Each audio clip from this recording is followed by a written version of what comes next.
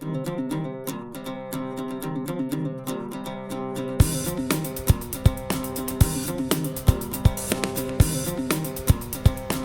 I'll say 10-round mags are cute, 5-round mags are good for hunting, but when it comes to serious social purposes, I kind of prefer a little bit more, namely a nice old 30-rounder right in the mag well.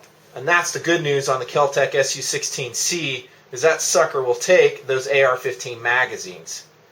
Welcome to part 2, Nutnfancy, going down my talking points, reviewing the Kel-Tec SU-16C, probably my overall favorite model in the Kel-Tec SU-16 lineup, and that's another reason why. Takes those AR mags. This is a Brownell's GI variety magazine in tan, and of course it fits and functions perfectly in this 16C model, as does the thermals. Also tested the P mags, it's around here somewhere. I tested those, and you've seen video of me shooting with it. Works great.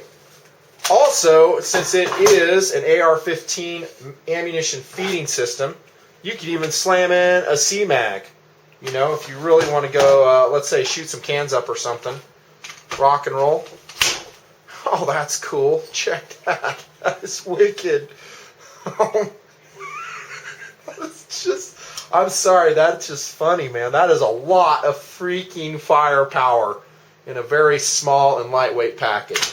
Yeah, and if you guys ever decide to use these 100-round magazines, be careful you don't burn your barrel up. You could do it even semi-auto if you're not careful. So that's hilarious. That thing is just so cool looking with that C-mag. So firepower on par, AR-15, AK-47, 30-rounders are outstanding. And doesn't that really open up a huge variety of magazines for you, since it does not take a proprietary magazine? Okay, time to roll in the Mini 14 again to compare and contrast in firepower. And the Mini 14 has outstanding firepower. This is a factory 20-rounder. I also think the not P-Mags, but Pro Mag variety Federal Ordnance 30-rounders are excellent and reliable. And you know what? I had good luck with thermal 30-rounders with Mini 14s, or like I said in my Mini 14 tabletop review, they don't work so well for whatever reason with a stainless steel Mini 14. Don't know why. Something with a bolt rubbing on the feed lips, and yes, you could sand the feed lips if you needed to. Back to firepower though, the magazines are a little bit harder to find than AR-15. When you go with a ubiquitous system like an AR-15 magazine, ubiquitous meaning that you can find it in a lot of different places, it's just going to be usually less expensive and easier to find. Both attributes I like when I'm talking about outfitting my system. And again, here I go again, this is a system. The optics, the magazine, any accessories we elect to have on the gun, all operate together to create a weapon system that's going to work for our POU. Firepower, outstanding. How's accuracy? Well, I'm going to start this off, and this is one reason it took me so long to review the Kel-Tec SU-16C, because I wanted to shoot it at range, specifically 100 yards, outfitted with a scope. And that's exactly what I did out in the Nutnfancy Tactical Clinic. I know that's out in the western desert U.S., and you guys have seen me out there a lot. Not probably the best place to do precision sight-ins because it's usually windy out there. And I'm also setting up on a polymer table. Sometimes I have a rest, sometimes I'll go prone. It just depends on what I got going that day. But I shot this off that little polymer table and did the best I could.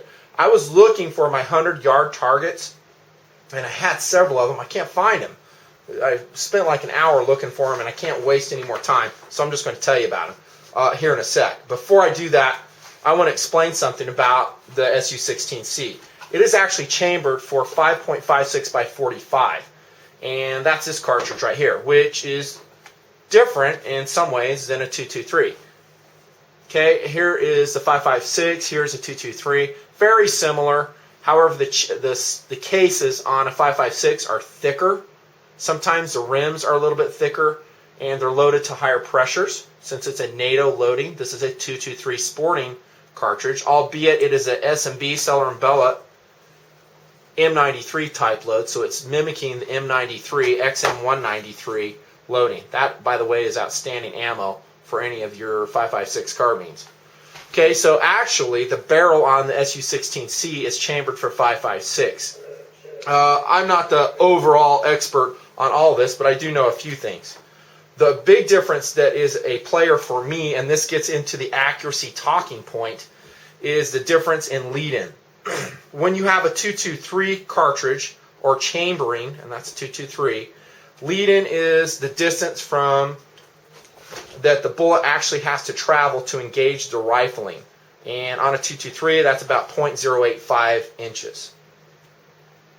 In a 5.56, it's longer, almost twice as long, at 0.162 inches.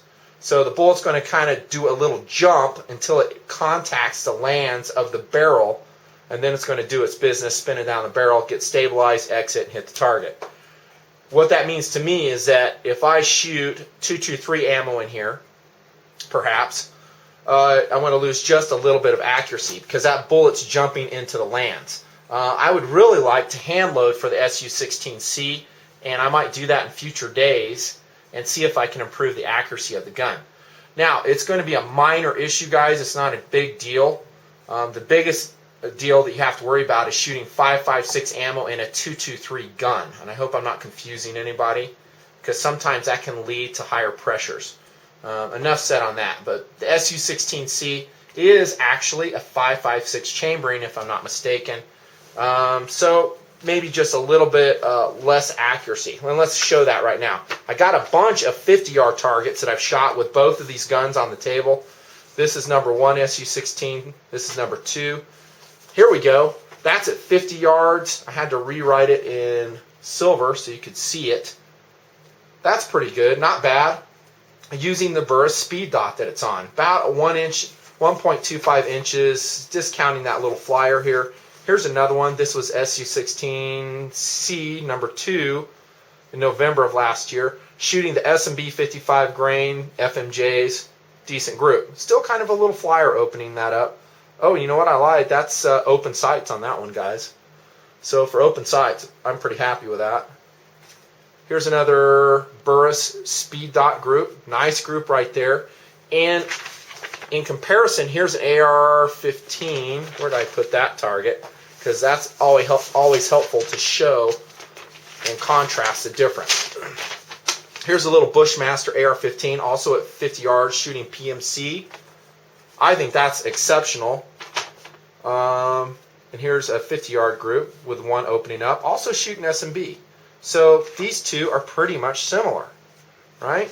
I think so. And there's a couple more. That's sighting in, and that's a Rock River shooting the ammo with a scope. A couple more. Kel-Tec SU-16C, 50 yards, S&B. What do you know? There's another one opening it up. I don't know if you guys have similar experiences. Maybe it's just me. Nice grouping there. And finally, this is another 50-yard speed dot. That one's not too impressive, and I want to show you that too because it's representative of what sometimes will happen. I mean, 50 yards, not too bad. Personally, for me, I expect a group like this at 50 yards. Actually, I really like a group like that at 100 yards. I'm real picky. But I think with an SU-16C, you're going to have to hand load for it. And that gets to my 100-yard groups. I apologize I don't have those targets here. I can't waste any more time looking for them. But the grouping looked something like this, except I had a flyer out here. So I'd have a cluster of 3 or 4, actually I shot 5 round groupings, and then I have one out here, opening up the group to about 2.5, 3 inches. And sorry, that's just me keeping it real, guys. I wish I could tell you that it was tight and this was a 100-yard group, but it wasn't. I need to shoot the guns more at 100. Sorry, I shot them like twice, and both times my groupings off that polymer table out in the desert were not overly impressive. I will say 2.5 inches overall, but I'll take it under the conditions. And I was shooting this ammunition here, S&B. Not bad ammo, but definitely not bench rest type ammo. And I'd like to hand load for it to see if I can improve those groups. My overall take on the accuracy of the SU-16C is it's good. I wouldn't say outstanding. Outstanding would be something like along the lines of 1 MOA at 100 yards. I didn't achieve that. My friends always make fun of me. They're like, dude, you always expect one MOA shooting garbage ammo. They're right, I do. But again, to be fair to the gun, I need to shoot some really good ammo in it and shoot it under some very controlled conditions, and then we can finally wring out the accuracy of this gun. I think, let's go back to the Mini 14, SU-16 versus Mini 14, which one's more accurate? Well, I haven't shot this NRA version Mini, and I haven't shot a new Mini either, so I can't really speak to that yet. My overall impression is the Kel-Tec might be just slightly more accurate, even with the improvements of the Mini 14. That's just my gut feeling, is that the Kel-Tec actually has a lot of accuracy potential, and you just need to feed it some good ammo and shoot it properly to do it, to achieve it. And shooting it properly with a lightweight rifle, guys, might be a little bit difficult. Remember, this thing can bob all over the place. It's only sub 5 pounds, maybe a little bit more if you put some optics on it. So yeah, it's harder to shoot a lightweight gun better because it does kind of bounce around. And I'm going to jump ahead in ergonomics and talk about the trigger. The trigger on the SU-16C is nothing spectacular. That's one reason why you saw in the very beginning of this series of vids me using my middle finger during the function check. That's because I was trying to shoot it for reliability. I find with my middle finger I can really rock and roll with that thing. Your mileage may vary. The trigger is not horrible. However, it is a little bit stiff. And there are guys that will do trigger jobs on the SU-16C. You can reference the excellent Kel-Tec Owners Group forum. That's one of the few forums I recommend to you guys.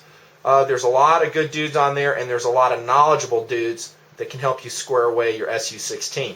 Go look at that if you do not like the trigger. For me, I ain't touching it. I think it's fine for what it is in the POU that I would envision using this gun in. Not too bad. The overall accuracy, not too shabby. On to ergonomics. The operation of the Kel-Tec SU-16 is very AK-like. Remember, the op rod, or the operating handle, reciprocates back and forth as the gun is firing, and it also has a case deflector here that is supposedly to help somehow. Okay, I've heard guys replacing this with a rounded bolt handle, so to speak, and some people were complaining that maybe they were having stovepipe issues because of the case deflector. I did not find that to be the case at all in 700 rounds. And more importantly, I found this to be quite ergonomic. That angled face on that, I love that. I'm going to leave it as is. Also in the SU-16, you can see this has the C model has an integrated dust cover over the bolt groove there in the receiver to keep out debris and stuff. Good design. That makes it a little bit trickier to put back when you field strip it. I'll talk to that in a second. Overall, the feel of the rifle is much more sturdy, much more impressive than you would think. You know, when you first look at the Kel-Tec SU-16, you may go, man, that looks like a toy. You pick it up and you may say, you know what, that feels like a toy. Well, take it from me, guys. It is not a toy, and it's pretty darn sturdy. When you fold and lock that stock in the open position, it locks solidly. There's no wiggle, no movement at all. The semi-pistol grip is functional, feels comfortable. I like the forend on here too. It's slender, it's got really good checkering in it that grasps onto your hand. You know what my term for that is? Functional checkering, right? Awesome, like that. I'll talk about some accessories and some upgrades that you can do when we get to that portion of the talking points. But ergonomically, decent. The safety will take a little bit getting used to because of its position. It's not up here. You're going to kind of have to, let me put this backwards, you're going to kind of have to bring your thumb or your index finger back in what I think is a somewhat unnatural position to actuate the safety on the Kel-Tec SU-16. Okay, that's a training issue. You can train with it. On to the magazine release, and this is a hit on ergos. For all the Kel-Tec SU-16s, there are two screws here which hold the action together. And you can see they're raised and they have a rib around them, as does the magazine release that also has a raised rib to prevent inadvertent actuation, right? Well, guess what? Under stress, when you're in a hurry, it's real easy to come over here and be pushing on this screw thinking you have the magazine release. You know, so you can see some confusion here. That's one reason why we got a little bit of grip tape on that mag release button.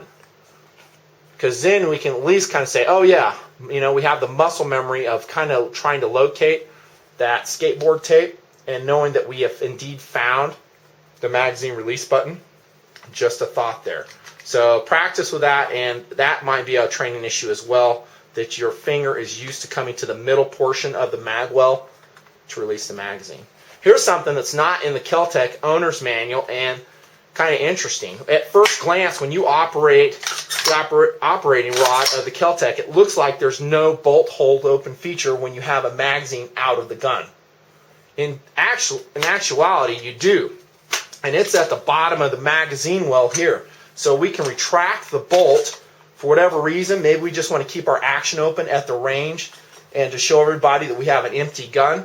This metal right here, if you depress it and then release your bolt, voila, holds it open. How cool is that? So that is your bolt hold open device right there, and it works superbly.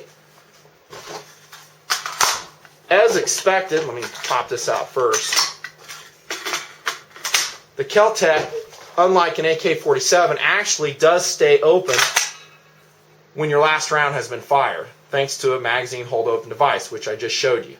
Then we'll reinsert our magazine, and just like an AK-47, and since I don't have a round there, it won't be indicative, but we'll just pull the bolt handle back, release, and strip another cartridge off. So it is not like an AR-15 in which we have a bolt release on the side of the weapon to smack with the heel of our hands. Just a little bit of training issue. I don't find that to be a huge issue at all. In fact, the Mini 14 is exactly like that as well.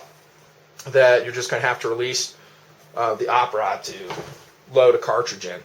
Other sections of other considerations ergonomically would be the sights. Now, this is wearing a Burris speed dot. I'll talk to that in accessories. The sights that come on a Kel-Tec, at least the SU-16C model, are decent. The only thing is you're going to give up some sight radius. This is one reason I'm filming at this weird angle too, dudes, is so you can see the length of the gun. That Glock over here. Compared to maybe a model whose sight is kind of out here, more towards the end of the barrel, we've given up some sight radius. So that is what it is, but everything else you get with the C model package makes it worthwhile. Windage is controlled kind of in a hokey way. And what I mean by that is you're going to have to loosen up both of these screws if you need to drift your sights either left or right, and you're actually loosening the entire sight itself on the Picatinny rail. And by the way, that's another thing I love about most of these SU-16 models. They do have that Picatinny rail molded into their polymer receivers. So that's the drift. And when you do that, it's probably a good idea if you've adjusted the sights, actually even if you haven't, to either put some plumber's tape around those screws or Loctite them so they do not vibrate free during shooting. Otherwise you might go play a little game called hide and seek and let's go find the rear sight. I've played that game before. Not fun. You'll adjust the elevation up and down with adjustment of your front sight, a la AR-15 style. While we're looking at this, this is something that I've got to tell you guys. Both of these SU-16Cs, when they were received to my possession, had rusted sight cups. And check out the pictures there, and I'll show you exactly what I'm talking about. Pretty uncool, huh? That they came like that, and they required that the entire front sight assembly or pin be taken off, and I got in there with some steel wool and some very fine sandpaper to clean them up. I called Kel-Tec about that and I said, dude, what is up with your front sight cups? I had all kinds of rust in them. He apologized and acted like he really didn't know, and I said, I think you guys may have got some moisture, since they're in Florida, got some moisture in there, and lo and behold, it rusted. And I told him, I was like, it's a big deal for me to get in there. And as you can see, they cleaned up nicely, and I was able to fix it myself. Albeit, I think that's somewhat of a quality control issue. I made Kel-Tec aware of it. I was like, hey, you really shouldn't be shipping guns out that have rust in a brand new gun. I don't care where it's at. And they agreed, and I think they're taking care of the problem. overall, I'm going to tell you, Kel-Tec is an excellent company. They have excellent customer service. There's some good folks that run Kel-Tec down there, and they work hard in terms of customer service. And unlike a lot of companies, they listen to their customers. If there's something their customers want, they do their best to provide it. So I'm not criticizing them at all, but I do have to keep it real and tell you something that I found. So overall, the sight picture, though, is a ghost ring aperture sight picture. As you saw from that previous target, it works pretty good. And it's lightweight and functional and rugged and very AR-15-like. Dudes, am I already out of time? I am. Part 2's over. Tune in Part 3. We'll pick it up. The fun will continue. SU-16C, Nutnfancy. Dude, that was good. You should just continue right off right there. You know I'm still filming, dude.